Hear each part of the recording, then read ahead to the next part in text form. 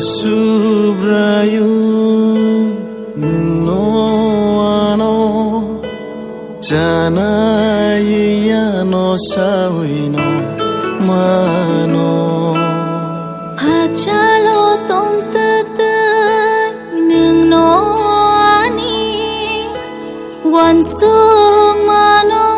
shawai mano anisha mung teleng la mano nung le nai chomo anila maro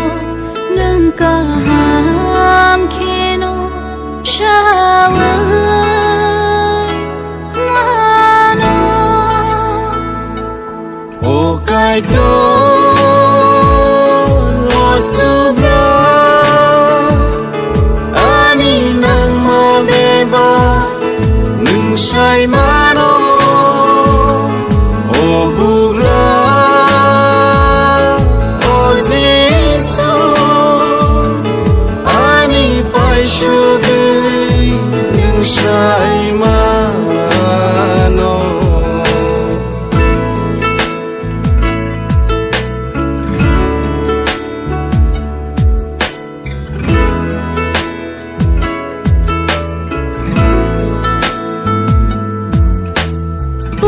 hui giang nai hai cơ khai rây thang giang nai nu horia boro hui giang nai thai kere khai thang giang nai nu horia nâng nín phô la bài khê chapung ho pung nai klaya ano nai chomo ani saka birkiti klaya ni tong no nung le nai chomo o kai to ro subra ani nang ma beba nung sai mano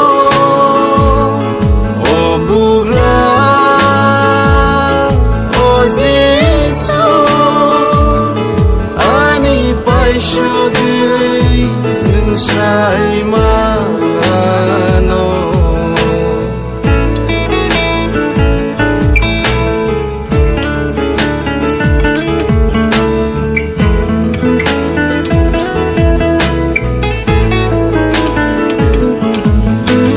hata shakao boneng tongo habi sing hui jakbo aro tongo hata shakawo bonung tongo habi shing hui zangbo aro tongo o singsaro nini mokoli khare hui jang nai thai kere ani